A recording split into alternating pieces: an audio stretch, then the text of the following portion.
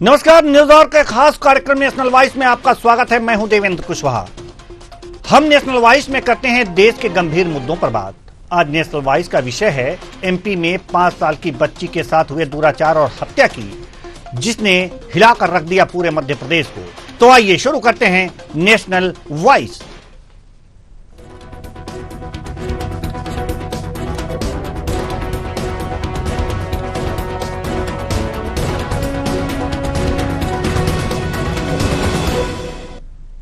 भोपाल में लापता 5 साल की बच्ची के शव मिलने के मामले में चौंकाने वाला खुलासा हुआ है। बच्ची की रेप के बाद गला घोंटकर हत्या की गई थी। उसका शव उसी की मल्टी में एक बंद फ्लैट में मिला। पुलिस ने गुरुवार को आरोपी युवक, उसकी मां और बहन को गिरफ्तार कर लिया है। कैसे हुई यह वारदात, बताएंगे सब। तो आइए शुरू करते हैं।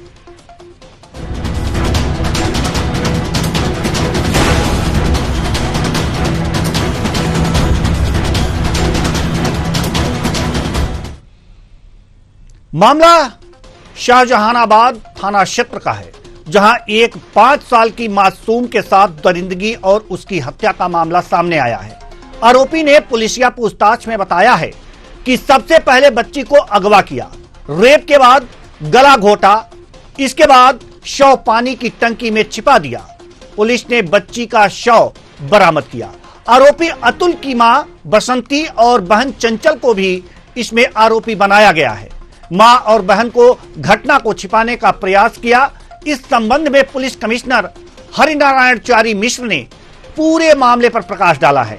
क्या कह रहे हैं, सुनिए। आरोपी चूंकि परिचित था, ऊपर में दोनों पड़ोस में ही रहते थे, बिल्कुल घर के सामने वाली उसी लेन में, उसी फ्लोर पर सामने के फ्लैट में वो रहता था और वो परिचित था। उसने बच्ची को चूंकि बुलाया और बच्ची चूंकि जानती थी, वो चली गई। इस दौरान उसने ये घटना कारित की और इस पूरे घटनाक्रम को बहुत ही गंभीरता से लिया। रेप भी किया गया है सर बच्ची के साथ, और फिर प्रथम दृष्टया ऐसा संदेह है कि इसमें घटना हुई है और फिर उसने हत्या की। 2 अन्य आरोपी कौन है सर? ये इसमें 2 अन्य लोगों को, उसकी मां और बहन को इसमें इस बात के लिए आरोपी बनाया गया है कि उन्होंने घटना में साक्ष्य को छुपाने में भूमिका निभाई। घटना के बारे में अगर किसी को ज्ञात हो तो पुलिस को सूचना देनी चाहिए। अगर किसी भी तरीके से व्यक्ति इस तरह के गंभीरतम अपराध में किसी भी स्तर पर सहभागी हो या घटना को ढकने में, छुपाने में, साक्ष्यों को छुपाने में खासतौर पर अगर मदद करता है तो वो भी बराबर करे। आरोपी ने फॉगिंग के दौरान हुए धुएं का फायदा उठाते हुए उसने बच्ची का मुंह बंद कर अपने फ्लैट में खींच लिया। रेप के बाद गला घोंटकर उसकी हत्या की। 1 दिन तक शव कमरे में बिस्तर के बीच छिपा कर रखा। मक्खियां भिनभिनाने लगी तो बॉडी को पानी की टंकी में डाल आया। पुलिस ने बताया कि किसी को शक न हो, इसलिए आरोपी बच्ची ने परिजनों के साथ उसे तराशने का नाटक करता रहा। उसके साथ रहकर पुलिस की एक्टिविटी पर भी नजर रखे रहा। जब उसे यकीन हो गया कि वह बच नहीं पाएगा तो अपने फ्लैट का ताला लगाकर फरार हो गया। सर्च कर पुलिस ने उसे गिरफ्तार कर लिया। आरोपियों की मां बसंती बाई और बहन चंचल को घटना की जानकारी पहले ही दिन से थी। आरोपी ने उन्हें बता दिया था कि शव घर में छिपा रखा है। इसके बाद भी उन्होंने पुलिस को सूचना नहीं दी। बच्ची के परिजनों के लगातार संपर्क में रहकर हर गतिविधि पर नजर रखी। पुलिस ने बताया कि किसी को शक न हो, इसलिए आरोपी मां बेटी गुरुवार 10 बजे बच्ची की दादी के घर पहुंच गई थी। वहां से दोपहर 12 बजे उन्हें हिरासत में लिया गया। इस बीच बच्ची के पड़ोस में रहने वाली महिला को मां बेटी के फ्लैट से बदबू आई। उनकी जानकारी पर पुलिस ने फ्लैट में सर्च किया तो किचन के सिंक के नजदीक रखी प्लास्टिक के बड़े वाटर टैंक से बच्ची की बॉडी बरामद की गई। अब इस घटना पर मध्य प्रदेश के सीएम मोहन यादव ने एक्स पर लिखा है कि भोपाल के शाहजहानाबाद क्षेत्र में एक 5 वर्षीय बालिका के साथ घटित संवेदनशील घटना में शामिल तीनों आरोपियों को पुलिस ने गिरफ्तार कर लिया है। ऐसी दूषित मानसिकता वाले लोगों का समाज में कोई स्थान न हो सकता है। मासूम के परिवारजनों के साथ मेरी गहरी संवेदनाएं हैं। दुख की इस घड़ी में पूरा मध्य प्रदेश शोकाकुल परिवार के साथ है। सीएम डॉक्टर मोहन यादव के इस पोस्ट के बाद इस मामले पर कांग्रेस विधायक आरिफ मसूद का कहना है कि भोपाल में 3 दिन से लापता 5 साल की मासूम बच्ची का शव मिलने की घटना से पूरा शहर दहशत में है। एक के बाद एक हादसे और वारदातें प्रदेश को कलंकित और शर्मसार कर रही हैं। लोग भयभीत हैं मगर लाचार भी। कौन कब कैसे शिकार हो जाए, उन्होंने दोषियों पर कार्रवाई की मांग की है। सुनिए। शाहजहाबाद वाले अभी वहाँ बैठे हैं, कलेक्टर साहब को बोलिए कि इसमें गंभीरता से तुरंत कार्रवाई कर ले। और सागर पब्लिक को क्यों हमने छोड़ दिया? एक स्कूल को तो हमने कह दिया मान्यता मिला तुरंत सीएम का ट्वीट आने पे। सागर पब्लिक स्कूल तो क्या बड़े आदमी का है, वहाँ बच्ची का शोषण होगा तो उस पर ना जांच बिठाएंगे ना उसके ऊपर कार्रवाई करेंगे, ये नहीं चलेगा। आइए अब जानते हैं कि इस पर बीजेपी प्रदेश अध्यक्ष वी.डी. शर्मा और पूर्व केंद्रीय मंत्री अरुण यादव का क्या कुछ कहना है। सुनिए। किसी भी प्रकार के गलत काम करेगा तो मध्य प्रदेश की सरकार हमारे मुख्यमंत्री के नेतृत्व में संवेदनशील भी है और तत्परता से काम भी कर रही है। तो ऐसे लोगों को जेल के सीटों से लेकर के फांसी के फंदे तक पहुंचेंगे। बड़ी दुर्घटना भोपाल शहर में भी, जहां पर एक 5 साल की बच्ची के साथ में पहले अपहरण किया गया, रेप किया गया, उसकी हत्या कर दी गई। तो ये प्रदेश अब निशाचरों का प्रदेश बन गया है और हमारी बहन बेटियां इस मध्य प्रदेश में सबसे ज्यादा असुरक्षित मानी जाती है। पिछले 20 सालों अगर आप लगाएंगे तो प्रदेश मध्य प्रदेश का प्रदेश बन गया है जहां सबसे ज्यादा हमारी बहन बेटियों महिलाओं के साथ में दुराचार अत्याचार हुआ है। माननीय पूर्व मुख्यमंत्री शिवराज सिंह चौहान का 18 साल का कार्यकाल मध्य प्रदेश में रहा जरूर, और लाडली बहना और लाडली बिटिया की बात करते रहे जरूर, लेकिन उन्हीं के कार्यकाल में सबसे ज्यादा अपराध हमारी बहन बेटी के साथ मध्य प्रदेश में हुए। तो सवाल ये है कि प्रदेश की पुलिस प्रशासन के अपने काम करने में अक्षम है। इसी वजह से आए दिन इस तरह की घटनाएं हमको देखने को मिलती है। प्रदेश की पुलिसिंग, प्रदेश की पुलिस, प्रदेश की सरकार अपने काम को सही ढंग से नहीं कर पा रही। इस वजह से इस तरह की घटनाएं मध्य प्रदेश में आए दिन हमको देखने को मिलती है। तो आज ये टाइमलाइन कब क्या हुआ, ये आपको ग्राफिक्स के माध्यम से हम दिखा रहे हैं। 24 सितंबर को क्या क्या हुआ था ये आप देख रहे हैं स्क्रीन पर, ये लगातार चलते रहेंगे। लेकिन हम इस मुद्दे पर कुछ अपडेट लेना चाहते हैं और वो अपडेट हमारे संवाददाता, भोपाल संवाददाता सत्यम शर्मा अपडेट देने के लिए हमारे साथ जुड़े हुए हैं। साथ ही साथ रमेश शर्मा जी, वरिष्ठ पत्रकार भी हमारे साथ जुड़े हुए हैं, इनसे बातचीत करेंगे। तो रमेश शर्मा जी, आपका बहुत बहुत स्वागत है हमारे इस कार्यक्रम में। आएंगे आपके पास, लेकिन सबसे पहले अपडेट ले लेते हैं। सत्यम शर्मा हमारे संवाददाता, भोपाल संवाददाता हमारे साथ जुड़े हुए हैं। इस बच्ची के रेप और हत्याकांड मामले में कुछ अब नया अपडेट आपके पास है क्या सत्यम? देवेंद्र जी, लेकिन पूरी घटना हम पहले थोड़ा सा आपको विस्तार से बता दें कि मंगलवार 12 बजे की घटना है, जब नगर निगम की मशीन जो वाजपेयी नगर है वहां पर फॉगिंग के लिए पहुंची थी और उस दौरान इसका फायदा उठाते हुए फॉगिंग के दौरान बच्ची का अपहरण कर लिया जाता है और बच्ची का अपहरण के बाद उसका दुष्कर्म किया जाता है। 5 साल की मासूम बच्ची थी जो फर्स्ट फ्लोर से नीचे गई थी, अपने दादाजी के से घर से अपने पिताजी के घर जा रही थी, बुक लेने के बाहर बताकर गई थी। उसके बाद उसका अपहरण कर लेता है युवक और अपहरण करने के बाद उसको लेकर जाता है बस। लेकिन उसके बाद देखिए दुर्घटना, जिस तरह से दुष्कर्म की घटना हुई वो कहीं ना कहीं मध्य प्रदेश की राजधानी भोपाल को शर्मसार कर देने वाली घटना है। और आप देखिए इसमें जो युवक है, आरोपी युवक है अतुल, उसका खरगोन का रहने वाला है। हाल ही में 4 महीने पहले ही वो फ्लैट पे शिफ्ट हुआ था किराएदार के तौर पर, लेकिन उसके साथ उसकी माँ और बहन भी थे जिन्होंने साक्ष्य को छुपाया। यानी माँ और बहन को पता था कि ये युवक ने, जो उसका भाई है या बेटा है, उसने बच्ची के 5 साल की मासूम अबोध बालिका के साथ इस तरह की दुष्कर्म जैसी घटना की और उसके बाद उसका गला घोटकर हत्या की। उसके बाद टंकी में उसका शव छुपाया गया था। तो साफ तौर पर नजर आ रहा है कि आरोपी का साथ उसकी माँ और बहन ने दिया था। उसके बाद देखिए पुलिस लगातार 5 थानों की पुलिस इस पर तलाश कर रही थी। 100 पुलिसकर्मी तमाम स्रोतों में तलाश कर रहे थे, सभी जगह तलाश कर रहे थे। 1000 फ्लैटों की तलाशी ली गई, लेकिन 1000 फ्लैटों की तलाशी लेने के बाद पता चला कि जो बगल वाला फ्लैट है, सामने वाला आरोपी का फ्लैट है जिसमें किराएदार के तौर पर रह रहा है, तीसरे दिन जब बदबू आई है लाश से, तब जाके पता चला है कि ये युवक ने टंकी में छिपा कर रखा था। हालांकि उससे पहले पुलिस उस फ्लैट पे जा चुकी थी और जांच भी कर चुकी थी। उसमें अपडेट अब यह है कि जो पोस्टमार्टम रिपोर्ट आई है, पुलिस कमिश्नर हरिनारायण चरण मिश्र ने जो बताया है कि उसमें रेप हुआ है बच्ची का। रेप होने के बाद कहीं न कहीं उसका गला घोंटकर उसको मार दिया गया, उसके बाद टंकी में फेंक दिया गया है। लेकिन पुलिस प्रशासन पर सवाल ये उठते हैं कि जब बाजू वाले फ्लैट में सघन चेकिंग क्यों नहीं की गई?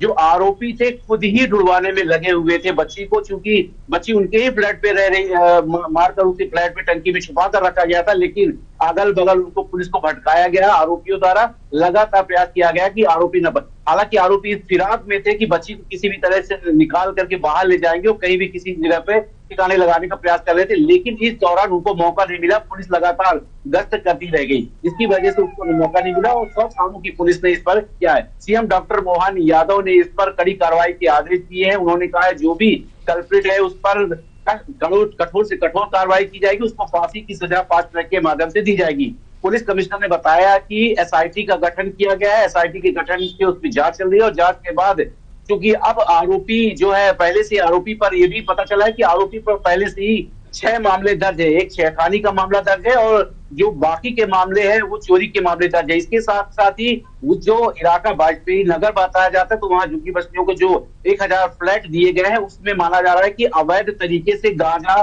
तस्करी के धंधे चलते थे। इसके साथ साथ ही अवैध तरीके से शराब के धंधे चलते थे। तो ये जो युवक था वो नशे में रहता था, कोई काम नहीं करता, इसका आपराधिक रिकॉर्ड है। इसके बाद भी अब सवाल ये उठता है कि क्या मल्टी में किराए से मल्टियों को दिया जा सकता है? अगर दिया जा सकता है तो किराएदार का वेरिफिकेशन हुआ है क्या 4 इन महीनों में? अगर वेरिफिकेशन पहले पुलिस का वेरिफिकेशन हो जाता तो शायद इस मासूम की ना जान जाती, ना इसके साथ इस तरह की दुष्कर्म होता। अब देखिए वो अबोध बालिका, इसको ये भी नहीं पता होता है, जिस 5 वर्ष की बालिका, इसको ये भी नहीं पता है कि क्या अच्छा होता है क्या बुरा है, कौन अंकल अच्छे हैं कौन बुरे हैं, इसकी जानकारी नहीं होती है। लेकिन पुलिस को तो जानकारी होती है। अगर उसका किराएदार का वेरिफिकेशन करती, जिस मल्टी में उसको रखा गया तो उसका वेरिफिकेशन करते तो हो सकता है इसे पता चल जाता। आक्रोशित जनता ने वहां पर पथराव की भी घटनाएं आई थी।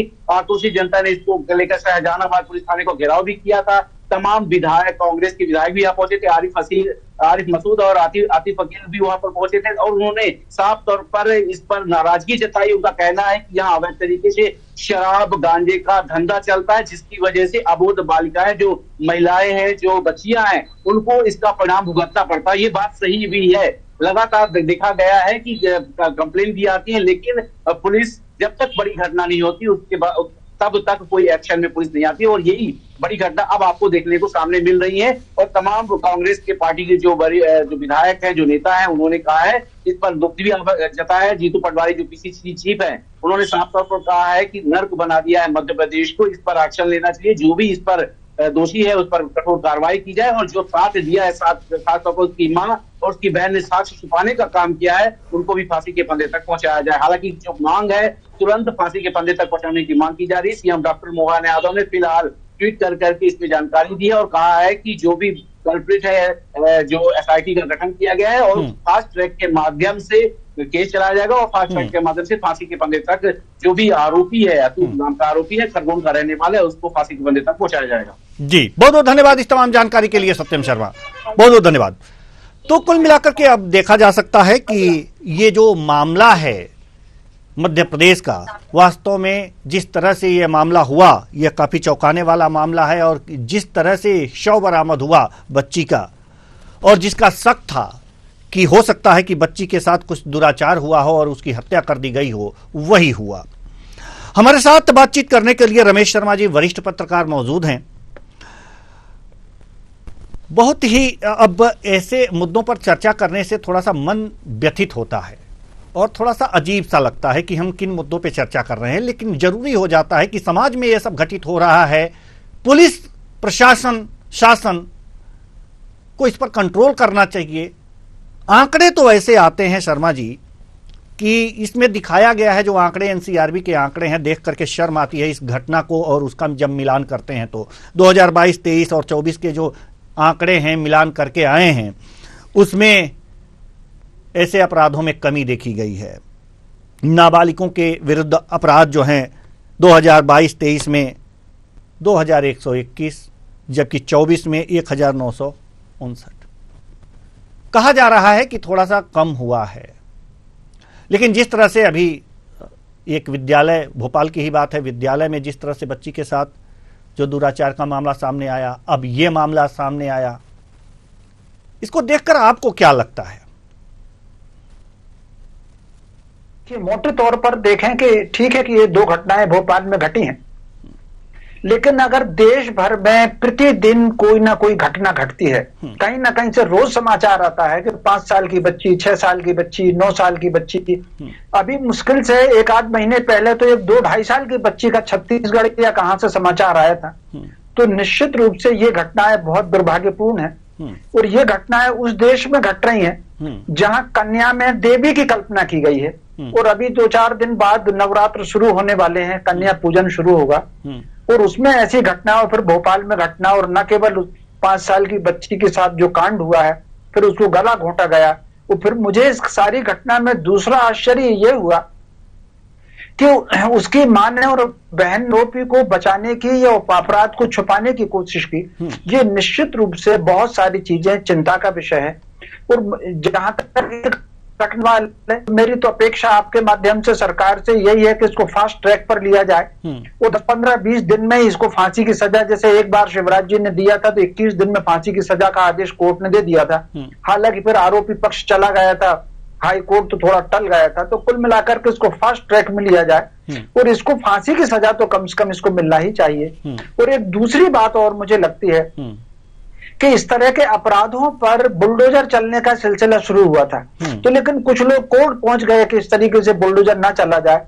तो कहीं ना कहीं एक देश में बराबर एक शक्ति भी ऐसी काम कर रही है जो आरोपियों के लिए कोई आधी रात को कोई कोर्ट खुलवाने पहुंच जाता है, कोई बुलडोजर रुकवाने पहुंच जाता है। तो इस तरह के भी लोगों के प्रति समाज को जागृत होना चाहिए। और सबसे बड़ी बात, इन घटनाओं का जो कारण है, राज्य व्यवस्था और कानून व्यवस्था अपनी जगह, सरकारें आती हैं, सरकार चली जाती है, आज कोई और है, कल कोई दूसरा बनेगा। कहीं ना कहीं ये सामाजिक मूल्यों की गिरावट है। उस बच्चे को उस है कि आप कल्पना कर सकते हैं कि वो उसकी एक बहन भी है, अभी 5 साल की बच्ची को अगर देख रहा है तो क्या उसकी विकृत मानसिकता होगी। मोटे तौर पर इस पर कहीं ना कहीं जो सामाजिक चिंतक हैं, जो समाज रक्षक हैं, तो इस करना चाहिए। हमारे यहाँ एक कुटुंब बना रही है, उसमें परिवार सामूहिक होते थे। ये कहीं ना कहीं जब बच्चे साथ रहते थे, मामा का लड़का, बुआ की लड़की, चाचा लड़का की लड़की, कहीं ना कहीं आपस में एक को निर्णय निभाने की जो बात सीखी जाती थी, आज वो चूंकि परिवार टूट गए हैं, लड़के अकेले रह रहे हैं, लड़कियां अकेली रह रही हैं। अकेले होने के कारण एक अजीब मानसिकता में मिडिल क्लास में देख रहा हूं, वो घर में लड़कों को कुछ नहीं कहते, एक सिरे से उनके लड़के बिगड़ रहे हैं। और ये लड़कों के कहीं ना कहीं ना कहने का, अनियंत्रित होने का, अनुशासनहीन होने का, संस्कारहीन होने का, या जिसको कहें घटिया होने का, ये कितने लोग हैं जो रह रहे, उनको देखने नहीं जा रहे। कल परसों में टीवी पर ही देख रहा था, टीवी पर आ रहा था, अभी 2-3 दिन पहले की बात है। लेकर के गया और लेकर के स्कूटर पे बिठा के लेकर गया और चौराहे पे छोड़ के चला गया। लोग हैं जो मेलों में छोड़ करके चले जाते हैं। तो कहीं ना कहीं ये पर हमारे कहा गया है, हमारे को प्रेम करना और लड़के को नियंत्रण रखने की जो विधि है, आप अगर देख लें, हमारे भारतीय ग्रंथों में देख लें, पुराणों में देख लें, तो लड़के को तराशने के लिए, उसको डांटने के लिए पिता की डांट, उसको पिता उसके कान खींचे, ये परंपराएं अब धीरे से बंद हो गई। एक लड़के होने के कारण उसकी माँ को लगता है कि वो उसके आंचल में ही छुपा है, सारी गलतियों को वो बात माफ करती है। ये जो जिस युवक की ये घटना है, ऐसा नहीं है कि ये अचानक उसने कर दिया है, उसके आचरण कहीं नहीं पहले भी दिखा होगा। तो वो जो दिखा होगा, परिवार उसमें अलर्ट नहीं हुआ और इसके कारण ये घटना ऐसी हुई है। मैं समझता हूँ इस पर समाज को, परिवारों को, घर के बुजुर्गों को, आज की तारीख, अब ये जो घटना घट गई, इसमें तो अब कुछ हो नहीं सकता। आप उसको फांसी दे देंगे तब भी कुछ नहीं हो सकता। लेकिन इस घटना से सबक लेकर के जिनके अपने छोटे बच्चे हैं, उन माँ बाप को ये सीखना चाहिए, बच्चे को अनुशासित रखें, उसको संस्कारित बनाएं, उसको रिश्तों का महत्व बनाएं, उसको उस संस्कृति से जोड़ें। जैसे मैं तो गांव से आता हूं, हमारे यहाँ तो गांव की लड़की जो है वो पूरे गांव की बेटी होती थी। मेरे पिताजी अगर किसी को मेरी बच्ची खाना देती थी, वो उसको बेटी कहते थे। वो आज भी मेरी बहन है, मैं साल में एक बार उससे मिलता हूँ। तो ये जो परंपरा और संस्कार थे, वो कहीं ना कहीं हमारे यहाँ से खत्म हो रहे हैं। तो परिवारों को चाहिए कि बच्चों में संस्कार लेकर आए। जी जी बिल्कुल, आपने सही कहा। और इस घटना को देखते हुए आपने जो ये बातें कही कि माता पिता को थोड़ी सी सीख लेनी चाहिए कि छोटी छोटी गलतियों पर डांट फटकार और कान की खिंचाई होनी चाहिए, ये जरूरी है, और अपने बच्चों पर लगाम रखने की जरूरत है। ये जो घटना हुई है और जो आरोपी है, इस पर 6 आरोप पहले से ही हैं। एक छेड़खानी के हैं, बाकी चोरी के हैं।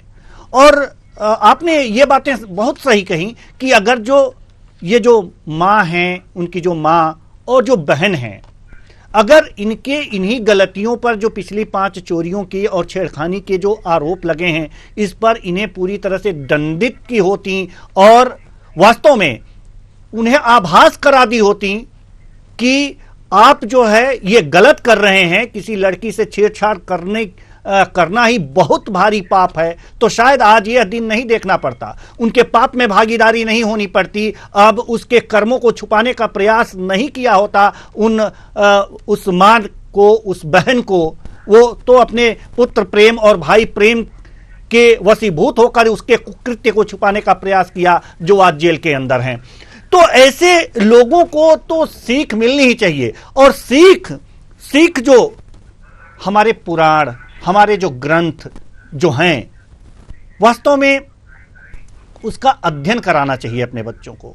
उनसे जो सीख मिलती है, वास्तव में वो सिर्फ जीवन जीने की एक शैली मिलती है, एक सच्चा जीवन जीने की एक राह दिखाती है। तो क्या ऐसा नहीं होना चाहिए कि परिवार ही है, साथ ही साथ अगर जो पाठ्यक्रमों में इस तरह की बातें शुरू से ही सिखाई जाएं, जैसे पहले विद्यालयों में नैतिक शिक्षा एक पाठ हुआ करता था, आजकल तो हमें नहीं लगता कि नैतिक शिक्षा का कोई क्लास भी चलती है। तो पहले ये नैतिक शिक्षा के पाठ्यक्रम हुआ करते थे, उसके लिए क्लास लगाई जाती थी और बच्चों को नैतिक शिक्षा दी जाती थी कि हाँ, आपकी नैतिकता किस तरह से बनी रहे, क्या आपको करना चाहिए समाज में जिससे समाज सुदृढ़ हो। आजकल विद्यालयों में, खासकर प्राइवेट विद्यालयों में, तो ये बिल्कुल भी नहीं है। तो क्या यह ऐसा नहीं लगता कि हाँ, उस नैतिक शिक्षा की भी आवश्यकता है? निश्चित रूप से ये बात आपने ठीक कही, नैतिक शिक्षा की आवश्यकता है। और ये जो आपने कहा पुराण कथाओं की आवश्यकता है। हमारे यहाँ पुराण श्रीमद कम से कम 1000 कथाएं होंगी अगर सारे पुराणों की कथाएं हम मिला लें। इसमें दोनों तरह का दर्शन है। कोई अगर अच्छा काम करता है तो अच्छे काम करने वाले का विकास, उन्नति कैसे होती है, और कोई अगर बुरा काम करता है और धोखे से भी अगर उसके साथ बुराई हो गई तो उसके साथ किस तरह का नुकसान होता है, इसके उदाहरण दिए गए हैं। दशरथ से लेकर के, द्रौपदी से लेकर के ऋषि पत्नियों तक के सारे के सारे तमाम ऐसे उदाहरण दिए गए हैं। ये सारे इन कथाओं को पढ़ाया जाना चाहिए। और दूसरी एक और जो सबसे बड़ी बात है, पता नहीं क्यों समाज इस बात में चल रहा है, नारी के विकास को लेकर के उसका होना चाहिए, लेकिन कहीं ना कहीं उसके मातृत्व का दायित्व होना चाहिए। मुझे पता नहीं, यद्यपि मेरे इस कथन से बहुत से लोग सहमत नहीं होते, मेरी पत्नी सहमत नहीं होती, लेकिन मुझे ये लगता है कि आप पुराण कथाएं देख लें, इतिहास के प्रसंग देख लें। जिन लोगों ने इतिहास बनाया है, वो देवी अहिल्याबाई हो सकती हैं, वो दुर्गावती हो सकती हैं, वो शिवाजी महाराज हो सकते हैं, वो राणा प्रताप हो सकते हैं, वो परशुराम जी हो सकते हैं, वो लव और कुश हो सकते हैं, वो चाणक्य हो सकते हैं, वो चंद्रगुप्त हो सकते हैं, वो सिकंदर हो सकते हैं। ये वो सारे लोग हैं जो माओ ने तराशा है, जिन्होंने माओ पर समय समय पर लेकर के, अगर जयवंती बाई ने, जिस राणा प्रताप को जयवंती बाई ने बनाया है, जीजाबाई को शिवाजी महाराज ने बनाया है, चंद्रगुप्त को देख लीजिए, उसकी मां ने तैयार किया है, मुरा ने, चाणक्य को तैयार किया है। अहिल्याबाई की हम 300वीं जन्म शताब्दी मना रहे हैं। उनके पिताजी तो फौज में थे, मनकोजी राव। कहीं ना कहीं मां ने उस बच्ची को ऐसा बनाया, वो 8 साल की बच्ची थी। जब वो चांडी के मंदिर में, जब मल्हार राव होलकर जा रहे थे, तो चांडी के मंदिर में किस तरीके से कोऑर्डिनेशन कर रही थी, भक्त गा रही थी, और उनको लगा कि अब ये मेरी बहू होनी चाहिए। तो इतिहास बनाने वाले, अब ऐसे उदाहरण भी हैं देवेंद्र जी। बात हालांकि लंबी होगी, 2 ही उदाहरण देकर के बात खत्म करूंगा। पिता अगर एक है, माताएं अगर अलग अलग हैं, बच्चों की दिशा अलग अलग है। उदय सिंह का लड़का जगमाल है, आप देख लीजिए, वो अकबर की फौज में है, और उदय सिंह का ही लड़का राणा प्रताप है, क्योंकि दोनों की माएं अलग अलग हैं। शाहजी भोसले की 2 शादियां हैं, शिवाजी महाराज की माता अलग है और बड़े भाई जो उनके थे उनकी माता अलग है। दोनों की दिशा, वो आदिल शाही में रहा, उनका बड़ा भाई हमेशा नौकरी करता रहा। हिरणा कश्यप को देख लीजिए, वो भी कश्यप ऋषि का लड़का है, और वरुण और सूर्य भी कश्यप ऋषि के लड़के हैं। माताएं दिशाएं दोनों की अलग अलग हैं, दिशाएं बिल्कुल अलग अलग हैं। तो कुल मिलाकर के उत्तान पाद का ही लड़का ध्रुव है और उत्तान पाद का ही लड़का उत्तम है। माताएं अलग अलग हैं लेकिन उनकी दिशाएं अलग अलग हैं। मैं समझता हूं मातृत्व की जो दायित्व है वो कहीं ना कहीं हमारे घरों से अब गायब हो गया। पूरा टीवी चैनल के विज्ञापन, टीवी की डिबेट, महिला घर से निकले और महिला घर से निकले, मतलब वो प्रगति की जो निशानी जो है वो माटी पर नहीं देना चाहते। शारीरिक विकास, शारीरिक प्रगति, फला क्रीम लगाओ गोरी हो जाओगी और कपड़े में सुंदर दिखोगी और ये करो और वो करो। तो कहीं ना कहीं उसका इंद्रियां और कर्मेंद्रियां और 22 गुण सूत्र किस प्रकार सक्षम बन सकते हैं उसके, ताकि वो एक आदर्श मां बन सकते, वो एक पूरी सृष्टि का निर्माण करती है, वो समाज का निर्माता है। जब परम ब्रह्म आए हैं तुरीयातीत अवस्था में तो सबसे पहले उन्होंने नारी का अणु बना करके कहा कि तुम मेरा प्रतिरूप हो। तो वो जो दायित्व बोध, वो जो समाज निर्माण की बात है, कहीं ना कहीं उससे वो गायब हो गई। और ऐसी संतान आ रही है जिसको हिरण्याकश्यप से हिरण्याकश्यप और रावण ने भी इस तरीके से छोटी बच्चियों के साथ नहीं किया था। ये इतनी घटिया संतान जो पैदा हो रही है, कहीं ना कहीं इसमें परिवारों के संस्कार, मातृत्व का दायित्व और सामाजिक वातावरण, इन दोनों की बहुत आवश्यकता है। जी बिल्कुल, हम आएंगे आपके पास। हमारे साथ एक और मेहमान जुड़ चुके हैं, राजेंद्र कौर लांबा जी। बहुत बहुत स्वागत है आपका हमारे इस कार्यक्रम में। घटना मध्य प्रदेश को नहीं पूरे देश को हिला देने वाली है घटना। 5 साल की बच्ची के साथ रेप, गला दबाकर हत्या, पानी के टंकी में शव को छुपाना, और सबसे बड़ी बात, इस अपराध को छुपाने में आरोपी की मां और बहन का पाया जाना। किस तरह से देख रही हैं आप?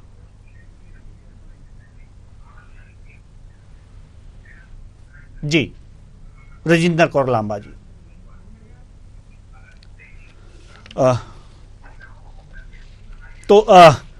राजेंद्र कौर लांबा जी से हमारा संपर्क नहीं हो पा रहा है। हम पुनः रुख करेंगे रमेश शर्मा जी की तरफ।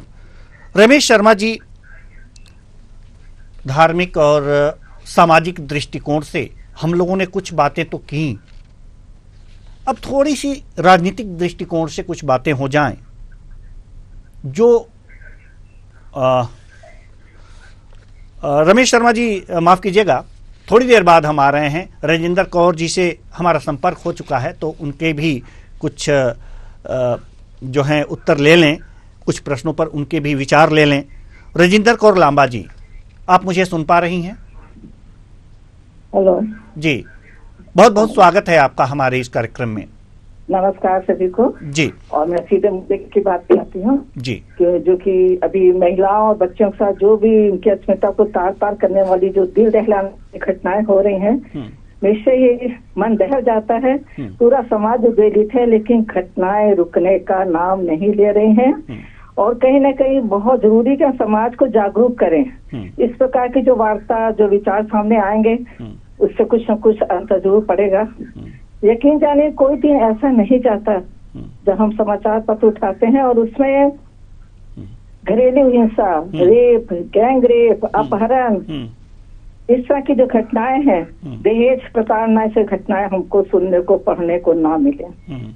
और वो भी उस हो रहा है उस देश में, उस समाज में जहाँ पर कन्या पूजन किया जाता है, जहाँ कन्याओं को देवी का दर्जा भी दिया जाता है, जहाँ कहा जाता है कि यत्र नारस्ति उपजनते रमनते तत्र देवता, लेकिन इतनी इतनी घटनाएं हो रही हैं और बहुत अधिक निश्चल सत्य है साथ में।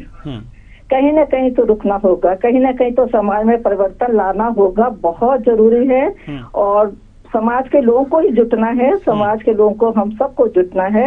ऐसा नहीं कि हमारे घर में घटना नहीं हुई तो हमें शांत होना है, यही एक कमी हो जाती है। हम सोचते हैं हमारे घर में थोड़ी कुछ ऐसा दूसरे घर में हुआ है, हम क्यों आगे बढ़ें। ये नहीं समझते जब कहीं आग लगती है तो चिंगारी कहीं भी पहुंच सकती है। तो सबको सचेत होना बहुत जरूरी। और इसके लिए मैं जो चाहूंगी कि समाज में कहीं न कहीं परिवर्तन लाया जाए। कारण भी है, बहुत बड़ा घटनाएं हो रही हैं, ये कारण है कि समाज में विसंगति आ चुकी है, विकृति आ चुकी है समाज। नहीं तो क्या कारण है?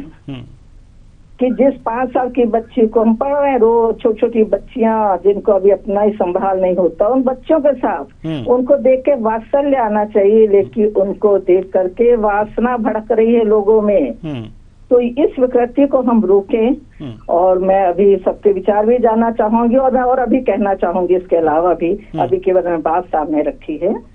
बहुत बहुत धन्यवाद। जी, हमने आपसे एक सवाल किया था जी, रजिंदर कौर जी, मुझे सुन पा रही हैं आप? हाँ जी, अब आई जी जी जी।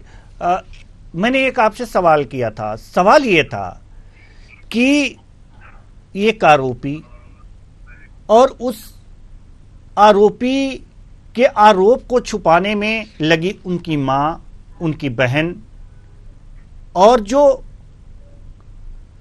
इस रूप, ये जो स्थितियां आप देख रही हैं, इसको किस रूप में देख रही हैं आप? मैंने बताया ना कि जो हम स्वयं दोषी हैं, हमारे परिवार दोषी। जब कोई घटना होती है, हमारे घर का कोई भी लड़का या कोई भी उसमें लिप्त है उस घटना में, तो ये हम सबका ये फर्ज बनता है परिवार के अन्य लोगों का कि आप भावना में मत बहिए। आप इस बात को समझिए कि किसी बच्ची के साथ ऐसा, किसी बेटी, किसी महिला के साथ ऐसा लड़के ने किया, हमारे परिवार के लड़के ने, हमारे परिवार के आदमी ने ऐसा किया, तो हमें उसको बढ़ावा नहीं देना है। यदि उसने किया है, इतना दुष्कृत्य किया है, तो उसको सामने पुलिस के लाइए, सरेंडर करवाइए, उससे कबूलवाइए कि हाँ हमने ये जुर्म किया है, और जो सजा मिले, जो न्याय प्रणाली हमारी कहती है, वो सजा उसको मिलनी चाहिए। तो परिवार को भी ऐसे कृत्य को छुपाना बिल्कुल नहीं है। मैं बुलंद आवाज से हर एक से कहना चाहूंगी, जिस परिवार का, क्योंकि देखिए परिवार का कहीं कोई गारंटी नहीं दे सकता आजकल।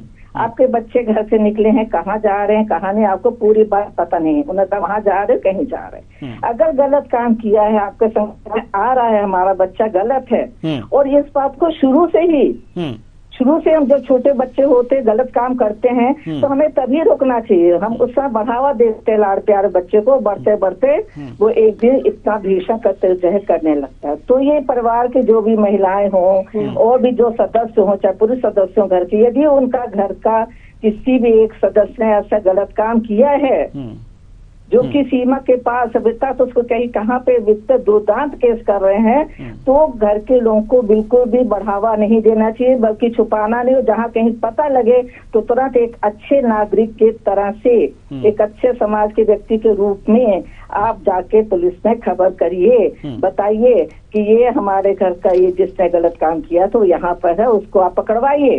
तब तो कहीं कुछ सुधार हो ना समाज में। ये तुम छुपाते जाएंगे तो कल को अपने परिवार में भी तो ऐसा कहीं हो सकता है किसी के साथ। बिल्कुल। तो ये और इस तरह के आरोप, इस तरह की घटनाएं होती हैं, इस तरह की घटनाएं होती हैं। पारिवारिक जो महिलाएं हैं वो पारिवारिक हिंसा और इस तरह की हिंसा की शिकार हो जाती हैं, इन तरह के अपराधों के शिकार होती हैं। तो यही कारण है। बहुत सही आपने बताया है। हम रुक करेंगे। रमेश शर्मा जी, वरिष्ठ पत्रकार हमारे साथ मौजूद हैं। काफी इनकी बातों से ये दिशा, एक तरह से अगर जो हमारे देखने वाले दर्शक हैं उनको दिशा जरूर मिलेगी। आपकी बातों से ही दिशा मिली है कुछ ना कुछ। लेकिन सवाल अब राजनीति से प्रेरित है।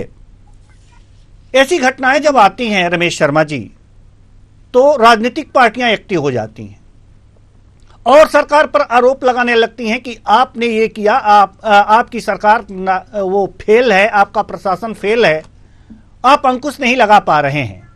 और सरकार क्या करती है कि आंकड़े दिखाती है कि देखिए पिछली साल इतना हुआ था, इतनी साल इतना ही हुआ है, इसलिए पहले एक साल से तो अब कंट्रोल है। ये सब बात करके मामला शांत होता है। तो क्या राजनीतिक पार्टियों की जिम्मेदारी बस इतने तक है कि आप आरोप लगा दें और आप आंकड़े दिखा दें, और जो आरोपी हुआ है, जिसने क्राइम कर लिया है, तो उसका तो कानून अपना सजा देगा, वो तो काम चलता ही रहता है। लेकिन क्या राजनीतिक दलों की और कोई जिम्मेदारी नहीं होती, सामाजिक जिम्मेदारी नहीं होती? क्या वो इस मामले में अपनी सामाजिक जिम्मेदारी निभा रहे हैं या नहीं निभा रहे हैं? रमेश शर्मा जी। देखिए, मोटे तौर पर इसमें कोई शक नहीं कि राजनेताओं की जिम्मेदारी सामाजिक भी होनी चाहिए और इस तरह की घटनाओं पर ना तो विपक्ष को सरकार पर आरोप लगाना चाहिए और न सरकार को अपनी बचत के लिए आंकड़े दिखा करके गली में से निकल करने का रास्ता उनको भी नहीं बनाना चाहिए। मैं समझता हूं आंकड़े दिखा करके खुद की बचत करना इसको भी मैं उचित नहीं मानता, राजनीतिक आरोप लगाना घटनाओं पर मैं इसको भी नहीं उचित मानता। स्वाभाविक रूप से मेरी दृष्टि में राजनीति को और समाज नीति को अलग नहीं किया जा सकता। अगर हम दो लोगों को, जैसे पंडित दीनदयाल उपाध्याय जिनकी अभी कल परसों जयंती 25 सितंबर, या गांधी जी जिनकी जयंती अभी 2-4 दिन बाद आने वाली है 2 अक्टूबर। गांधी जी का जो ग्राम स्वराज है, या गांधी जी की जो रामराज की कल्पना है, या गांधी जी की जो राजनीति है, उन्होंने राजनीति और राजनीति दोनों को साथ रखा है। और जो ग्राम स्वराज का जो उन्होंने स्वरूप गांधी जी ने दिया था, उसमें ग्राम स्वराज में सामाजिक स्वरूप भी है। उन्होंने न्याय पंचायत और ग्राम पंचायत 2 का गठन किया है। तो कुल मिलाकर के राजनेता इसी तरीके से उन्होंने जो एकात्म मानव दर्शन का जो दिया है, चतुर पुरुषार्थ का जो दिया है, तो उसमें जो उन्होंने ग्राम को जो आत्मनिर्भर बनाया है, तो गांव के आत्मनिर्भर में सामाजिक, मानसिक, बौद्धिक, आर्थिक, ये सारी आत्मनिर्भरताएं उसमें है। तो राजनेताओं का जो एक एक घर से संपर्क होता है। अब दोनों दल भाजपा और कांग्रेस दो बड़े राजनीतिक दल हैं, मापता है अपना मतदान केंद्र पर, कोई अपना त्रिदेव बना रहे हैं मतदान केंद्र पर। तो स्वाभाविक रूप से मतदान केंद्र तक अगर आपकी टीमें खड़ी हुई हैं, समय समय पर ऐसे लोगों को कम से कम सप्ताह में एक बार, केवल चुनाव के समय दस्तक देने की आवश्यकता नहीं है, सामाजिक रूप से जागृति के रूप में, और कहीं ना कहीं ये लगना चाहिए समाज को भी कि ये है, ये लोग काम कर रहे हैं, ये जागृति। तो ये जागृति मेरी दृष्टि में 2 लोगों को जागृति इसमें करना चाहिए। एक तो राजनीतिक दलों के लोगों को बिल्कुल वो संपर्क में रहें, उनकी दृष्टि में रहे कहां पर कौन अपराधी रह रहा है, कहां पर कैसी गतिविधि हो रही है। यदि कोई व्यक्ति अपराध में पकड़ा जाता है तो उसको भविष्य में वो अपराध ना करे, उस पर क्या नियंत्रण किया जाए, क्या निगरानी किया जाए। दूसरी, बस्तियों में जो मंदिर हैं, आपकी बस्ती आपका मंदिर, आपका मंदिर आपकी बस्ती, कहीं ना कहीं पुजारियों को और सत्पुरुषों को जो जाते हैं उनको भी कहीं ना कहीं समाज में एकत्र करना चाहिए। उसका उद्देश्य केवल दान लेना, दक्षिणा लेना ना हो, केवल भेंट करने के लिए जाएं और उनको आमंत्रित करें। यदि आरोपी मान लीजिए थोड़ा बहुत गलत भी है, मंदिर जाना शुरू करता है, किसी की सत्संग सुनना शुरू करता है, तो उसका रास्ता बिगड़ता है। मैं समझता हूँ राजनीति अलग हट करके धर्म नीति से, मंदिर का भी सामाजिक दायित्व और राजनीतिक सामाजिक दायित्व है, इन दोनों को ये दायित्व निभाना चाहिए, तभी ये समाज से बुराई खत्म होगी। वरना कानून से बुराइयां खत्म नहीं होती, क्योंकि अपराध एक कदम आगे चलता है, कानून एक कदम पीछे। तो उसके बच्चा कानून बनता है, तब तक अपराधी एक कदम आगे चले जाते हैं। आप देख लीजिए सतयुग से लेकर के आज तक अपराधी आगे हैं, कानून पीछे है। तो मैं समझता हूँ ये सामाजिक जागृति और राजनीतिक जागृति और राजनीति का जो सामाजिक बोध है उसको जागृत होना चाहिए, तब इन समस्याओं पर निराकरण होगा। जी, राजेंद्र कौर लांबा जी, हम आपके पास आना चाहेंगे। जो बातचीत हो रही थी उस समय आप जुड़ी नहीं थी। रमेश शर्मा जी ने एक बहुत बड़ी बात कही माताओं के लिए, हालांकि उन्होंने ये भी कहा कि हमारी पत्नी भी हमसे सहमत नहीं होती इस बात के लिए, लेकिन क्या आप नहीं मानती कि बच्चों के चरित्र को बनाने में जितना महत्वपूर्ण रोल मां अदा करती हैं उतना पिता नहीं कर पाते? तो क्या महिलाओं की इसकी जिम्मेदारी नहीं लेनी चाहिए कि नहीं, हमारे जो बच्चे हों सचरित्र हों और इसके लिए उन्हें जागरूक रहना चाहिए? जी, बहुत सही बात आपने कही, क्योंकि महिलाओं का दायित्व, हम जानते हैं कि बच्चा जब थोड़ा सा बड़ा होता है, थोड़ा जब वो बोलना आबा माँ जो भी बोलना शुरू करता है, तो सबसे प्रथम गुरु माँ होती है। और इसमें कहीं कोई आर्थिक दर्जे या आर्थिक स्तर वाली बात नहीं है। माँ होती है और बच्चा उसके लिए बच्चा है। उसको बच्चे को जब शुरुआत होती है, बच्चा थोड़ा समझदार बनता है, उसकी परवरिश इस ढंग से करनी चाहिए माँ को, उसको संस्कार। देखिए नारी जो है घर के अंदर, जो भी महिला है, वो माँ है, मौसी है, बुआ है, बहन है, जो भी है, कई रूप है महिलाओं के। तो हर स्तर पर उनको अच्छे संस्कार, नारी जो घर का संस्कार है, विचार है, आकार है, सब नारी देती है घर के अंदर। तो उसको इस तरह के संस्कार बच्चे को देने हैं, अपने लड़के को बेटे को शुरू से इसको सिखाना है कि बेटा हमें महिलाओं की इज्जत करनी है, अपने परिवार की जो है उनको भी, और जो हमारे आसपास हैं, हमारे जो भी संपर्क में आते हैं, जो हमारी गुरु शिक्षिकाएं हैं स्कूल के अंदर जब बच्चा जाएगा, ये संस्कार देना बहुत लाजमी है, बहुत जरूरी है। और एक मुद्दा और इसी में होता है, हालांकि अब कुछ एक बात कम हो चुकी है, लेकिन पहले क्या था, काफी बेटे बेटियों में जो भेद होता था उससे बेटे को थोड़ा प्लस पॉइंट मिलता था कि अरे मैं तो सुपर हूँ, मैं सुपीरियर हूँ उससे बहन से, तो वो धीरे धीरे चीज भावना उसके अंदर आती जाती है। लेकिन इस चीज को, भेदभाव को शुरू से हमको हटाना है। ये महिलाओं के कर्तव्य, पिता कहीं बाहर गए, काम पर गए, महिलाएं पूरे समय, वो बच्चे भी माँ से पूरी तरह से जुड़े होते हैं, बड़ा भावनात्मक जो लगाव है माँ के साथ बहुत होता है, पूरा समय माँ के साथ शुरू में लगता है। तो माँ को शुरू से ही घर के अंदर बेटी बेटे में किसी प्रकार का भेद नहीं करना चाहिए। एक समान शिक्षा, एक समान जो भी संस्कार देने एक समान, जो हम बच्चों को बाहर पढ़ने के लिए भेज रहे हो भी एक समान। ये नहीं कि बेटे को ज्यादा पढ़ाना है, बेटियों को कम पढ़ाना है, इस पे भी हमको पूरा ध्यान है। महिलाओं को घर की धुरी पुरुष के चारों ओर घूमती है, वो एक केंद्र पे होती है परिवार की महिला जो है, तो इन बातों को उनको समझाना है। इस चीज के लिए मैं चाहती हूँ कि कहीं न कहीं वर्कशॉप भी हो सकती है, कार्य। और देखिए शासकीय तो बहुत से काम होते रहते, हर काम शासकीय आदेशों से नहीं होता है। आप कोई भी काम ले लीजिए, चाहे महिला सशक्तिकरण की बात हो, महिला सुरक्षा है, महिला सम्मान है, सभी कुछ है, यहाँ स्वच्छता, जो भी कार्य आते हैं, केवल शासकीय आदेशों से हर काम नहीं होता है। काम तभी होते जब मन में आपके भावना है, आपके मन में जुनून है, एक पैशन है कि मुझे इस काम को करना है। अभी हम लोग के मन में, जैसे आपने इतनी अच्छी ये चीज जो संयोजन किया, हमारे मन में बात आ रही है कि हमें इस चीज में जुड़ना है, हमें समाज को सुधारना पड़ेगा, हमको आगे आना बढ़ेगा। और मैं चाहूंगी जब कभी भी कोई घटना इस प्रकार की होती है तो हर बेटी महिला उसको मुखर होना चाहिए, छुपाना नहीं चाहिए। आप मुखर होइए, आगे आइए, बात को लाइए, और तब सबके संज्ञान में आएगा, उसका कहीं न कहीं जो है वो निराकरण भी होता है। तो महिलाओं का बहुत बड़ा अहम भूमिका है इस चीज में कि बेटों को अच्छे संस्कार, अच्छी परवरिश दी जाए, शुरू से समझा दिया जाए उसको कि हमें हर महिला की इज्जत करनी है, और उसके बावजूद भी कहीं न कहीं गलत हो रहा है तो उसको भी सामने लाना है, तभी उसमें सुधार हो पाएगा। छुपाना कतई नहीं है, ये हर महिला को समझना होगा, अपनी भूमिका को भी, अपने महत्वपूर्ण जो उसका रोल है। जी, अब अंत में हम चाहेंगे रमेश शर्मा जी के पास आना चाहेंगे और चाहेंगे कि आप इस देश के, इस मध्य प्रदेश के, इस देश के युवाओं के लिए आप क्या संदेश देना चाहेंगे?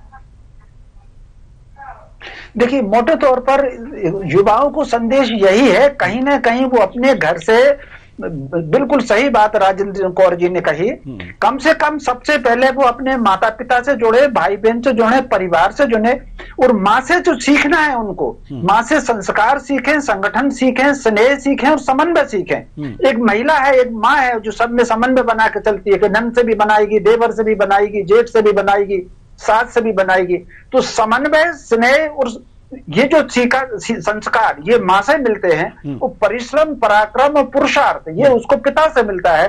तो युवकों को चाहिए फालतू भटकने के बजाय अपनी खुद की प्रतिभा को देखें, संस्कारित बने, पूर्वजों के पुण्य को देखें। युवा कम से कम अगर जिस दिन वो 3 बातों को ध्यान में रख लेंगे, सबसे पहले तो वो कदम उठाने से पहले 1 मिनट के लिए ये विचार करें कि काम करने जा रहा हूँ, ये मैं जो बात कहने जा रहा हूँ, इस दिशा में बढ़ने जा रहा हूँ, इससे मेरा कैरियर, मेरा फ्यूचर, मेरी लाइफ कितनी प्रभावित होगी, क्या ये मेरे फ्यूचर, मेरी लाइफ, मेरे कैरियर के लिए लाभदायक है?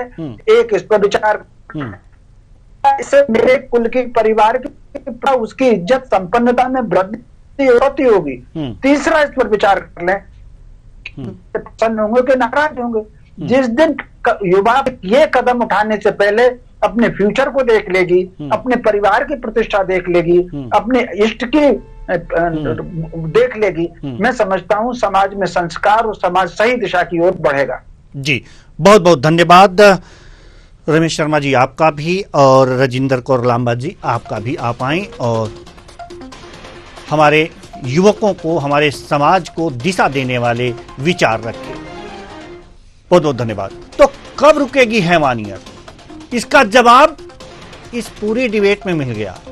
हैवानियत तब रुकेगी जब समाज सुधरेगा, जब मां अपने बच्चे को ऐसा संस्कार देगी कि वो हर बच्ची में देवी का रूप देखे, अपने घर जैसा माहौल देखे, पिता से पुरुषार्थ ले।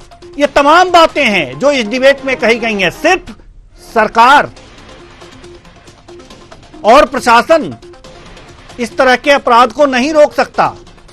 ये विकृत मानसिकता से ये अपराध होते हैं। उस विकृत मानसिकता को जड़ से मिटाने की आवश्यकता है और ये घर से ही, संस्कार से ही इसे मिटाया जा सकता है। इसलिए संस्कारवान होना जरूरी है और जो माँ बाप हैं उन्हें अपने बच्चों को अच्छे संस्कार देने की जरूरत है।